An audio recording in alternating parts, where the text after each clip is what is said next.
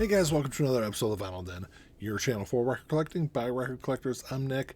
Today, I'm talking about some of my favorite vinyl record reissues from 2023. There's a bunch of links down below. Make sure you check them out. There's links for the Vinyl Den Facebook group, for the merch page, for the Spotify and Apple Music playlist that I put together every week, and the Patreon page. Make sure you go check all that out.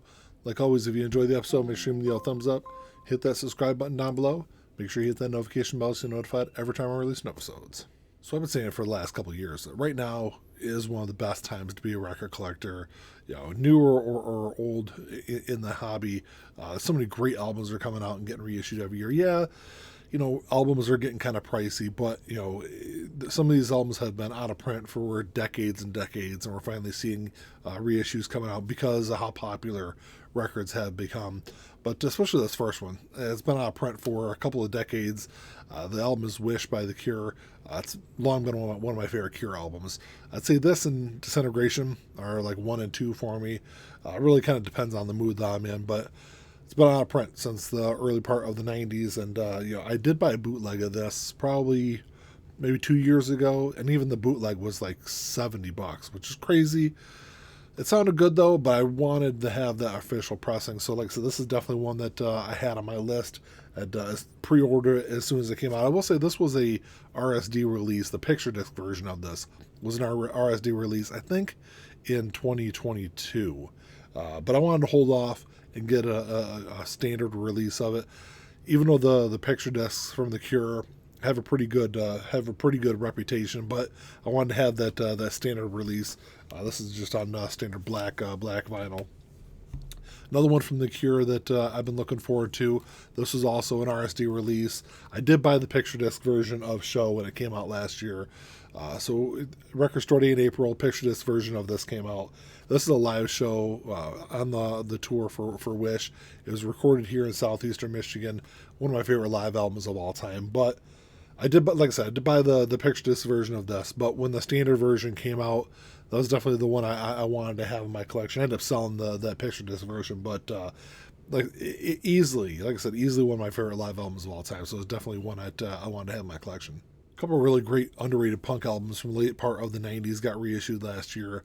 The first one is another one that I had an older pressing of it, but I know a bunch of people that have been looking for a copy of it, and if they wanted that older pressing, it was going to run you about $100 or so on Discogs, and that is Destruction by Definition by the Suicide Machines.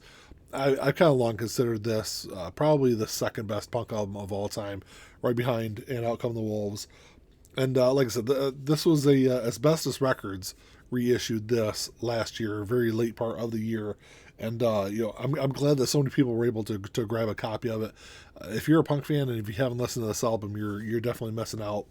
And then there's another album that came out last year, punk album from later part of the 90s, celebrating its 25th anniversary last year, is the self-titled debut album from The Living End, their punk album, their punk band from Australia. And this is the 25th anniversary release of it. This is a 2 LP version of it, came with a live concert from, remember, I think it was 98 or 99 the live concert was from. But, it's a great album. Another one that I think really kind of flew under the radar, because Living End didn't get all the hype that other bands like Blink-182 that were getting at the late part of the 90s. But, I would definitely put this up with a lot of those other great punk rock albums of the later part of that decade. The next one is another one that I was looking forward to, but I held off on buying it for a little while till I could see some reviews on it. But it is live right here, right now by Van Halen. This was a Record Store Day release from last year. It's a 4 LP release celebrating the 30th anniversary of this great live album. But my issue with this was I had the CD back in the day, and the CD, it just never sounded great. So I really wanted to hold off and see what reviews were of this. And this thing is head and shoulders better than that CD version of it. But this is actually one that this is the red Record Store Day release. This is actually getting released or reissued on black vinyl. I think next month, I think, is when it comes out. But when it comes to the Van Halen stuff, everyone had been waiting a very, very long time for Van Halen stuff to get reissued. And of course, the other one that was really looking forward to, this one sold a ton. There was a bunch of hype about this, was the Van Halen Collection 2 box set. This is all the Sammy Hagar albums finally got reissued.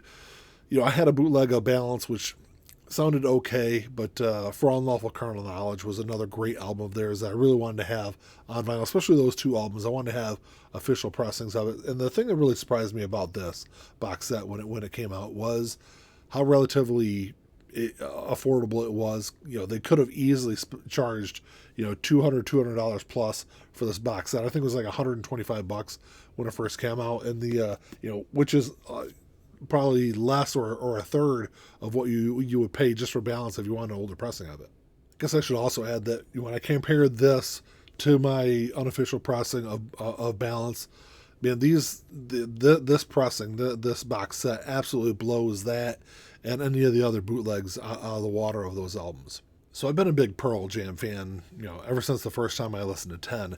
And Versus has long been one of my favorite albums of all time. So when it was celebrating its 30th anniversary last year, I was really interested to see what they were going to do for that release. I was hoping they'd do some kind of like super deluxe box set or something like that, but that's not what we got for it. We ended up getting what I think is probably something even better. And this is the 45 RPM version of Versus. I've got an older pressing of this. It's probably a 2012 or 2015 pressing, and this thing, head and shoulders, sounds better than this album has ever sounded. I actually think that this 45 RPM version actually even sounds even better than the CD version that I've had for a couple of decades now. But great album. And instead of releasing a box set with a bunch of trinkets or some live material, it's great for them to just release a just really great sounding version of this incredible album. And then there's a reissue that came out in December of last year for 4 by Stone Temple Pilots. And this is an album that I think long flew under the radar. And then Vinyl Me Please did this reissue, and it's kind of hard to see. It is embossed. I'll see if I can get it in the light a little bit.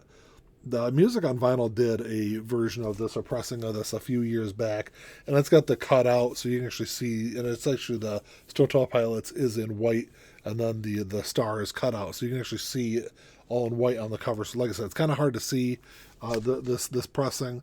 Like I said, you can see the star on there, but this is also on like pinwheel vinyl. But I will say that I think this, compared to my Music on Vinyl pressing, I've gone back and listened to it a couple of times.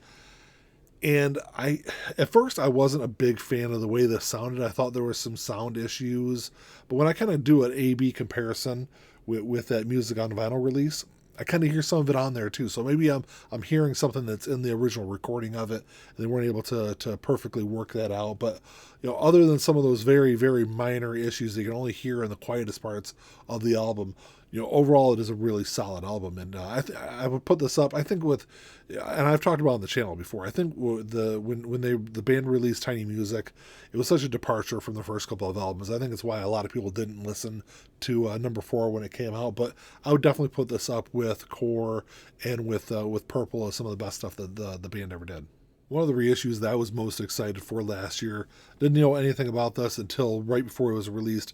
It was announced by Interscope. This is the first release in the subscription service that Interscope Records started last year. But it's the Chronic by Dr. Dre, and as you can see, this is not the normal artwork for this album. The normal artwork has the white background, so it's an alternate cover. It's on translucent green vinyl. It sounds great. It's just a great album and a really kind of cool pressing that the Interscope did. I wasn't a big fan of the second or third releases for Interscope, but with Interscope's catalog, I mean, they can pretty much go anywhere with that subscription service. But so this is the first one in that series, but I'm definitely I've got a lot of hope for what they release in the future because of the quality of that pressing and the packaging. Another one I've been looking for a long time is this was one of my favorite movies of all time. This is a movie soundtrack. They did release a 7-inch promotional LP, I don't know, probably about 10 years ago or so, or several years ago at least. I don't remember exactly what year it was. I've been waiting for it to get reissued because it goes for a bunch of money online. But the movie is That Thing You Do, and this is a Mondo release. Mondo does some great packaging, some great releases. I've never had an issue with any of the Mondo releases. The album artwork, not my favorite picture that they could have used. They definitely could have gone in some different directions, I think. But I got this is the version on the splatter vinyl. It even has the Playtone logo on there. They tried to kind of match the feel of that movie with this. And this also came with the promotional 7-inch that I've been looking for. Had on my Discogs want list for a long time. But great movie, great soundtrack, and just a cool release from Mondo. One reissue that I didn't really know what to expect. And then I actually did a whole video kind of bashing this release before it came out. And then once I had it in my hands and kind of went through it, I felt a little bit different about it. But it was super expensive, so I couldn't really say or recommend that people go out and pick it up. But then it was reissued as a standalone release. It's my favorite album of all time. It's The Dark Side of the Moon. This is the 50th anniversary release from last year. This is in the 50th anniversary box set, which went for, I think it was like $300 or $350. It was a lot of money for this release. But when I did my review video, I even said that if it ever was reissued as a standalone release, I think it would be this is the version to have of this great album, just because you can pick this thing up for about $30. And when I compare this to my 30th anniversary pressing, or compare it to my 79 MoFi pressing, this is, I think, better than the MoFi version. I would definitely say it's like right there with the 30th anniversary. There's not a huge difference between the two. The 30th might sound just a tad better, but for the price difference, this one's going to cost you a fraction of price. So that's why I can easily say that this is the definitive version of this album to own, in my opinion. And another really cool reissue from last year that I did a whole video on is this reissue of Appetite for Destruction. This is the first time Appetite for Destruction has been reissued here in the U.S. with the original Appetite for Destruction artwork since, I think it was 2001 when this came out. And so they reissued the Appetite for Destruction Locked and Loaded box set. I think it was 2018 when that came out. Had this really cool kind of chrome finish to the album artwork. They did that with this release also. These are numbered also. I don't remember what number I got here. I guess I can look here. Yeah, I got number 1,623. I think this is limited to 2,000 or 3,000 copies. Another album that's, it's one of my favorite albums of all time. I was definitely going to grab a copy of this when it came out. It was a little pricey. I want to say it was like $50 for this release, but, it looks cool. It's just great to have this original artwork available again. So there's a label out of Oakland, California called 1234 Go Records. They do some really cool exclusives, some really cool releases over the years. So last year they reissued the debut album from Green Day, 39 Smooth. And what they did with this release, first off, it was only limited to 3,000 copies. I got number 725. So this was released on silver vinyl. And then what they did was, so this ended up being reissued as 1,039 Smoothed Out Slappy Hours. It was a compilation of this album and 2 7-inch releases. So with this album, what they did with this reissue was they released it as 39 Smooth, and then they also paired Slappy and 1,000 Hours on the 2 7-inch releases and packaged it all together just like the original release was. And I was a big Green Day fan. This is definitely one that I had pre-ordered as soon as it was announced. Another reissue that I've been waiting for literally years for is You'd Prefer an Astronaut by Hum. I did have a 2015 SRC vinyl pressing of this.